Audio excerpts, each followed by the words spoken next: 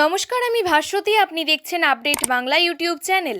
প্রতিদিনের মতো আজকেও থাকছে 20টি বাছাই করা গুরুত্বপূর্ণ খবর। বিস্তারিত জানার আগে দেখে নিন আজকের হেডলাইন্স। বাড়িতে চলছে গৃহপ্রবেশের অনুষ্ঠান, কেবল তারের ওপর ঝুলছে শিশু। ভয়ঙ্কর দৃশ্য, তারপর যা হলো। মহেশতলে জিন্সের প্যান্ট ওয়াশ কারখানায় ভয়াবহ ঘটনা, আহতদের নিয়ে গাড়ি ছুটল এসএসকেএমে। কেন নবান্নের বৈঠকে যেতে পারবেন না, কারণ জানিয়ে স্বরাষ্ট্র সচিবকে চিঠি শুভেন্দুর। বাইপাসে গাড়িতে তুলে শ্লীলতাহানির ঘটনায় নয়া মোড়, রয়েছে বড়সড় প্রতারণা চক্রের হদিশ। পশ্চিমবঙ্গে চিকেন স্নেকের সুরক্ষা নিয়ে বাড়তি সতর্ক ভারতীয় সেনা। ফের কঙ্কালকাণ্ড, অশোকনগরে প্রয়াত সিপিআইএম নেতার বাড়ি খুঁড়তেই উদ্ধার খুলি হাড়গোড়। আচমকা মমতাকে চিঠি, অধীরের কি লিখলেন প্রাক্তন প্রদেশ সভাপতি। এসআইয়ের আবহে কোচবিহার সফরে মুখ্যমন্ত্রী, আগামী মাসে রাসমেলা মাঠে জনসভা। ফের বাংলাদেশি তকমা, ওড়িশায় আটক বীরভূমের 5 পরিযায়ী শ্রমিক। ফেব্রুয়ারি দ্বিতীয় সপ্তাহে ভোট ঘোষণা, বললেন শুভেন্দু। ওর উপমুখ্যমন্ত্রী হওয়ার খুব শখ, নন্দীগ্রামে নাকি লড়বেন অভিষেক, দাবি সুকান্তর। 500 মহিলা জড়ো করা হয়েছে, ফলতাই কমিশনের টিমের ওপর হামলায় আশঙ্কা শুভেন্দুর। সরকারকে খেসারত দিতে হবে, ভোট বাক্সে প্রভাব পড়বে, ওয়াকফ নিয়ে উল্টো পুরাণে দলকেই বিঁধলেন হুমায়ুন। পুলিশের পরীক্ষায় বড় প্রতারণা চক্রের পর্দা ফাঁস, ধৃত 7। তামিলনাড়ুতে 2টি বাসের মুখোমুখি সংঘর্ষ, আহত অন্তত 10, আহতদের উদ্ধারে হিমশিম অবস্থা। বৃদ্ধ বাবাকে বেধড়ক পিটিয়ে আইসিইউতে পাঠালো গুণধর 2 ছেলে, খুনের চেষ্টায় মামলা পুলিশের। আমাদের দাবি সত্যি বলে প্রমাণিত, এসআইআরে বাড়তি সময় নিয়ে কমিশনকে কটাক্ষ তৃণমূলের। ফের কেন এমন কম্পন, নেপালে বারবার ভূমিকম্পের আসল কারণ ফাঁস। অষ্টম পে কমিশনে ডিএ বেতনের সাথে মিশে যাবে, কেন্দ্রীয় সরকারি কর্মচারীদের জন্য বড় খবর। বাগডোরায় শুভেন্দু চরম হুঁশিয়ারি, স্বচ্ছ ভোটার তালিকা না হলে। বাংলা বাঁচাও যাত্রার মাঝে বাম ছেড়ে তৃণমূলে চলে গেলেন 200 কর্মী, জানেই না সিপিআইএম। শিক্ষকদের জন্য বড় পদক্ষেপ নিল রাজ্য সরকার, টেট নিয়ে সুপ্রিম কোর্টে দায়ের রিভিউ পিটিশন। আপনাদের কাছে একটা অনুরোধ রইল, আমরা প্রতিদিন চেষ্টা করি আপনাদের জন্য সঠিক, সংক্ষিপ্ত এবং নিরপেক্ষ খবর পৌঁছে দিতে।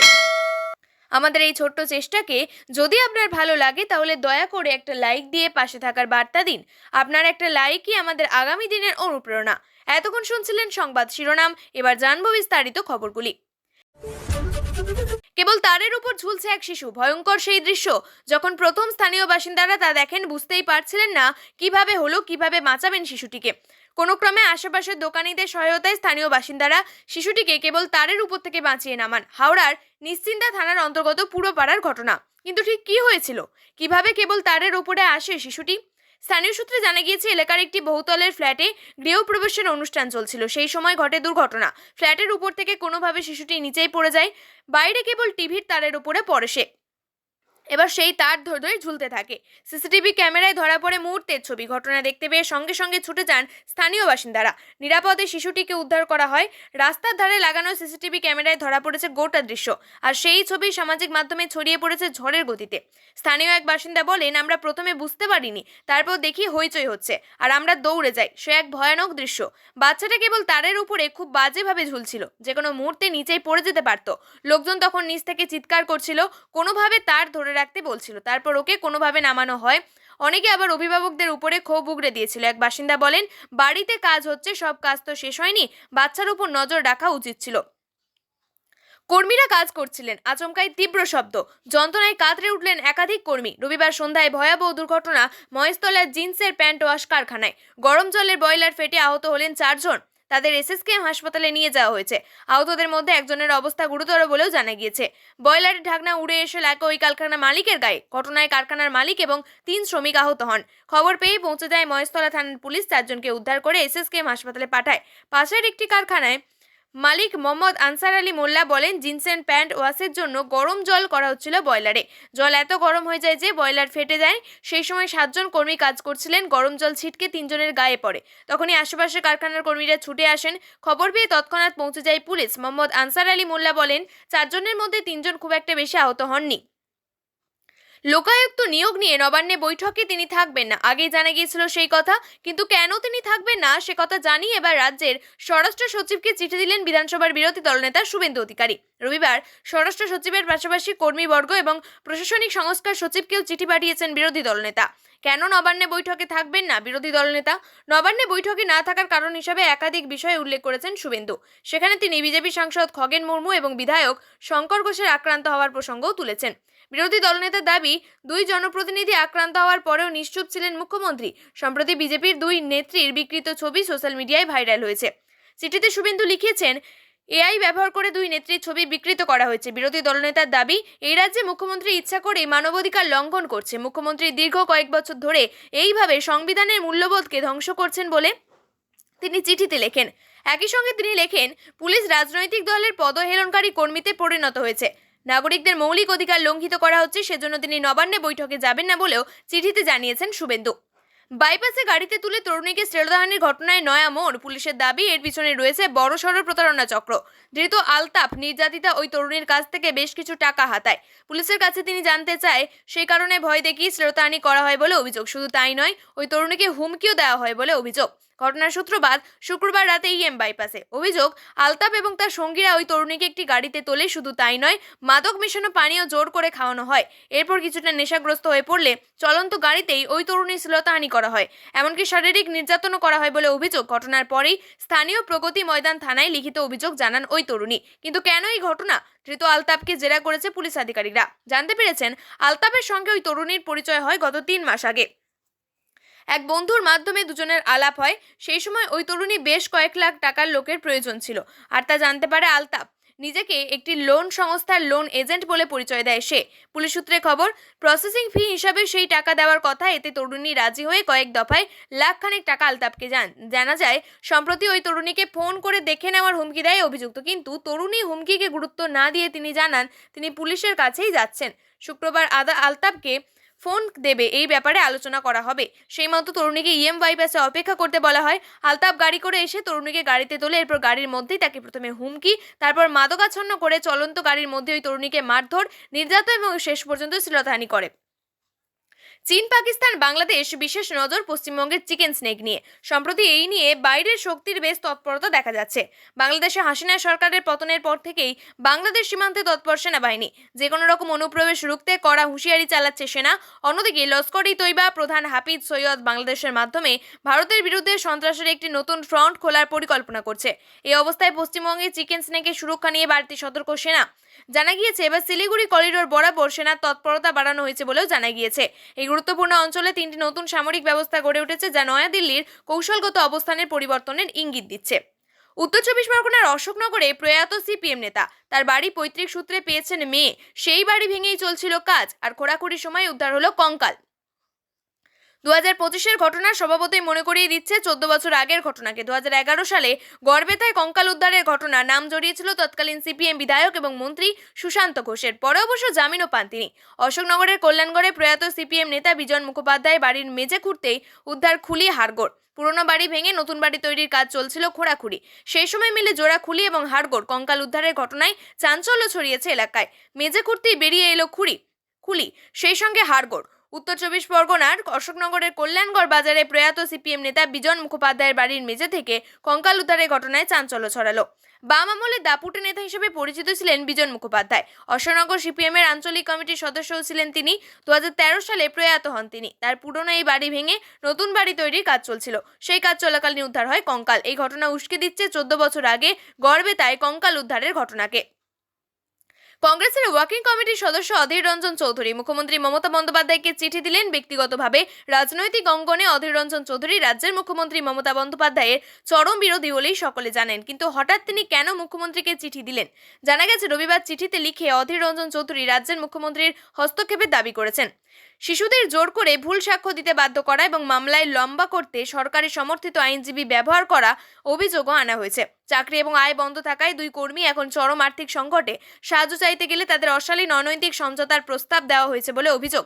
প্রাক্তন প্রদেশ কংগ্রেস সভাপতি মুখ্যমন্ত্রীকে অনুরোধ করেছেন যে তিনি 3রা ডিসেম্বর বহরমপুর সফরে গিয়ে দুই কর্মী চাকরি এবং বেতন পুনর্বহাল এবং মিথ্যে মামলা প্রত্যাহারের ব্যবস্থা করুন। রাজনৈতিক মহলের ধারণা সামনের বছর বিধানসভা নির্বাচন, আর তার আগে এই দুই মহিলার হয়ে চিঠি লিখে বঙ্গ রাজনীতিতে ইস্যু তৈরি করতে চেয়েছেন অধীর রঞ্জন চৌধুরী। এখন দেখার বিষয় মালদা এবং মুর্শিদাবাদের সফরের সময় বহরমপুরে গিয়ে মুখ্যমন্ত্রী এই ব্যাপারে কোনো হস্তক্ষেপ করেন কিনা। এসআইআর এর মাঝে শাসক দলের নজরে কোচ রাজবংশী সম্প্রদায়। আগামী মাসে কোচবিহারে সফরে যাচ্ছেন মুখ্যমন্ত্রী মমতা বন্দ্যোপাধ্যায়। দীর্ঘদিন পর রাসমেলা ময়দানে জনসভা করার কথা রয়েছে তার। মুখ্যমন্ত্রীর সফর ঘিরে প্রস্তুতি তুঙ্গে জেলা তৃণমূল নেতৃত্বের। জানা গিয়েছে আগামী 9 ডিসেম্বর মঙ্গলবার সকালে কোচবিহারে পৌঁছাবেন মুখ্যমন্ত্রী। মুখ্যমন্ত্রীর আসন্ন সফর নিয়ে রবিবার কোচবিহার জেলা তৃণমূল সভাপতি অভিজিৎ দেব ভৌমিক জানিয়েছেন, আগামী 9 ডিসেম্বর মঙ্গলবার সকালে 11:30 নাগাদ কোচবিহারের রাসমেলা ময়দানে মাননীয় মুখ্যমন্ত্রী শ্রীমতী মমতা বন্দ্যোপাধ্যায়ের ঐতিহাসিক জনসভা হবে। তার জন্য আগামীকাল বেলা 11টায় জেলা তৃণমূল কংগ্রেসের কার্যালয়ে ব্লক সভাপতিদের নিয়ে জরুরি সভা ডাকা হয়েছে। আগামী 2 তারিখ বিকেল 5টায় রবীন্দ্র ভবনে জেলার প্রস্তুতি সভা। উপস্থিত থাকবেন জেলার মন্ত্রী, বিধায়ক, সাংসদ, প্রাক্তন বিধায়ক, প্রাক্তন সাংসদ, সমস্ত জেলা কমিটি, ব্লক সভাপতি, পঞ্চায়েত সমিতির সভাপতি, সহ সভাপতি, অঞ্চল সভাপতি, চেয়ারম্যান, পঞ্চায়েতের প্রধান, উপপ্রধান, শাখা সংগঠনের জেলা সভাপতি এবং ব্লক সভাপতি থাকবেন। পৌরসভার পৌরপতি এবং উপপৌরপতি, সমস্ত কাউন্সিলর, ওয়ার্ড সভাপতি। এর আগে মুখ্যমন্ত্রী এখানে এলেও মন্দিরে পুজো দিয়ে চলে গিয়েছেন। সবার সময় হয়নি, তাই 9 তারিখের সভা ঐতিহাসিক হতে চলেছে। রাজ্যে চলছে এসআইআর এর কাজ। রবিবার নতুন নির্দেশিকা জারি করে সময়সীমা বাড়িয়েছে নির্বাচন কমিশন। তৃণমূলের আশঙ্কা প্রকাশ করেছিল তাড়াহুড়োয় এসআইআর এর কাজ করতে গিয়ে বৈধ ভোটারদের নাম বাদ পড়তে পারে, আর তাতে সব থেকে ঝুঁকির মুখে মতুয়া, রাজবংশীদের মতো জনজাতি সম্প্রদায়ের নাগরিকরা। কারণ 2002 সালে তাদের সকলের নাম নাও থাকতে পারে। সেক্ষেত্রে জরুরি নথি চাইতে পারে কমিশন। তা যথাযথভাবে দিতে না পারলে চূড়ান্ত ভোটার তালিকায় নাম নাও উঠতে পারে। যদিও মুখ্যমন্ত্রী তথা তৃণমূল নেত্রী বারবার অভয়বাণী দিয়েছেন, তৃণমূলের ক্ষমতায় থাকতে কারোর সঙ্গে এমন অন্যায় হতে দেবে না। সেই আবহে কোচবিহার সফরে যাওয়া মুখ্যমন্ত্রীর জনসভা নিঃসন্দেহে বিশেষ তাৎপর্যপূর্ণ। ফের বিজেপির রাজ্যে হেনস্থার শিকার বাংলাদেশের পরিযায়ী শ্রমিক।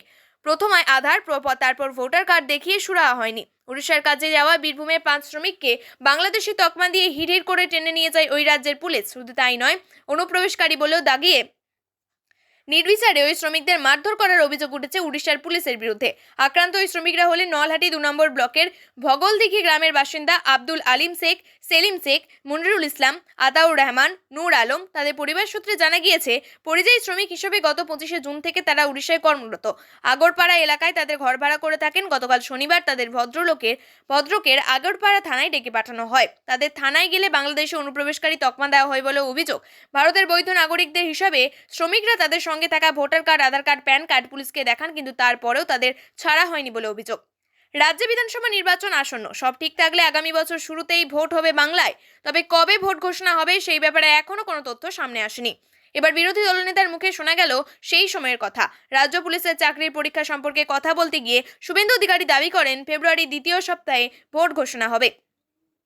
বর্তমানে রাজ্যের এসআইআর প্রক্রিয়া চলছে। সেই প্রক্রিয়া শেষ হয়ে চূড়ান্ত তালিকা প্রকাশ হওয়ার কথা আগামী বছর 14 ফেব্রুয়ারি। আর শুভেন্দুর দাবি, ফেব্রুয়ারি 2য় সপ্তাহে অর্থাৎ চূড়ান্ত তালিকা প্রকাশ হওয়ার সময় ভোট ঘোষণা হবে। তবে নির্বাচন কমিশনের তরফে এখনো এই ব্যাপারে কিছু জানানো হয়নি।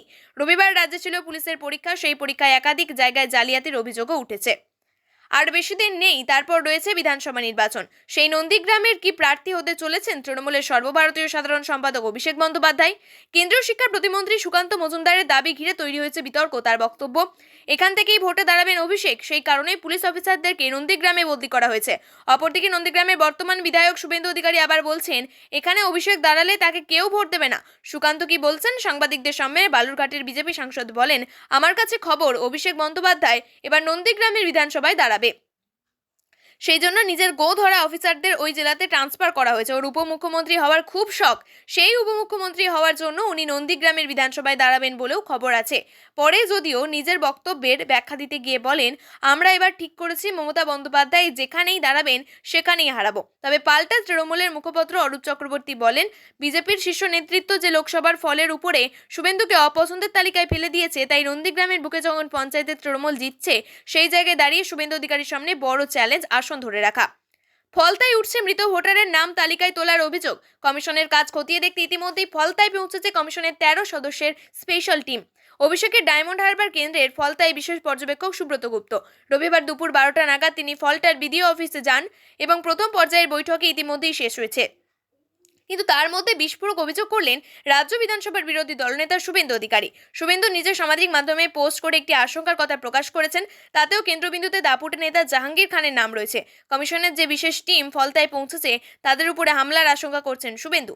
জাহাঙ্গীর 300 মহিলা জড়ো করেছেন বলে দাবি শুভেন্দুর। সেক্ষেত্রে মাথাপিছু মহিলাদের 500 টাকা দিয়ে হামলার ছক কষেছেন। শুভেন্দুর দাবি জিপি অফিসের উপরেই ব্যাংকোয়েট হলে জড়ো হয়েছেন।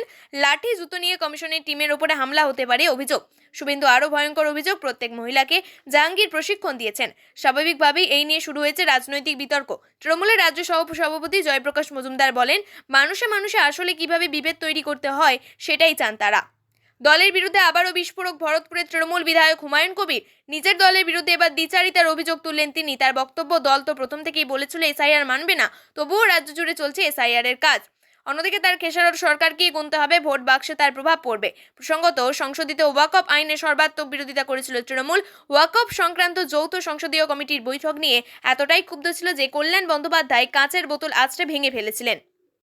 পুলিশের নিয়োগ পরীক্ষায় প্রতারণা চক্রের পর্দাফাঁস। নিউ দিঘা থেকে ধৃত 7। রবিবার রাজ্য জুড়ে যখন পুলিশের নিয়োগের পরীক্ষা চলছে, ঠিক তার আগেই পূর্ব মেদিনীপুরের নিউ দিঘা থেকে বড়সড় প্রতারণা চক্রের পর্দাফাঁস করল পুলিশ। জানা গিয়েছে, এদিন পরীক্ষা শুরুর আগেই নিউ দিঘার একটি বেসরকারি গেস্ট হাউস থেকে এই চক্রের 7 সদস্যকে গ্রেপ্তার করা হয়েছে। সংশ্লিষ্ট নিয়োগে পরীক্ষা সংক্রান্ত প্রতারণার সঙ্গে যুক্ত ছিল বলে পুলিশ সূত্রের দাবি। এছাড়াও এই চক্রের সঙ্গে যোগাযোগ রাখা প্রায় 30 জন পরীক্ষার্থীকে ওই গেস্ট হাউসে নজরবন্দি করে রেখেছে পুলিশ। ধৃতদের কাঁথি আদালতে পেশ করা হবে এবং ঘটনার পূর্ণাঙ্গ তদন্তের স্বার্থে তাদের নিজেদের হেফাজতে নেওয়ার জন্য আবেদন জানাবে পুলিশ।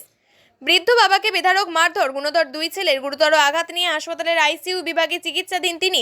এরপরই অভিযুক্ত 2 ভাইয়ের বিরুদ্ধে স্থানীয় চিতপুর থানায় অভিযোগ দায়ের হয়। অভিযোগের ভিত্তিতে অভিযুক্ত 2 ভাইকে গ্রেপ্তার করা হয়েছে। বাবাকে খুনের চেষ্টার অভিযোগে মামলা দায়ের করা হয়েছে। যদিও ধৃত 2 জনের দাবি, বাবা এবং মা ঘুমের অতিরিক্ত ওষুধ খান। ঘুমের মধ্যে অচৈতন্য অবস্থায় পড়ে গিয়ে এই আঘাত, যদিও তা বিশ্বাসযোগ্য নয় বলেই মনে করছেন তদন্তকারী আধিকারিকরা। তবে এই ঘটনাকে কেন্দ্র করে তীব্র চাঞ্চল্য তৈরি হয়েছে। কিন্তু কেন এই ঘটনা? সম্পত্তি নিয়ে বিবাদের জেরে বাবা মাকে মারধর কিনা তাও খতিয়ে দেখছে পুলিশ আধিকারিকরা। দফায় দফায় জিজ্ঞাসাবাদ করা হচ্ছে ধৃত 2 ভাইকে। প্রিয় দর্শক, নিয়মিত সঠিক খবরগুলি সঠিক টাইমে পেতে সাবস্ক্রাইব করুন আপডেট বাংলা চ্যানেলটিকে। ধন্যবাদ।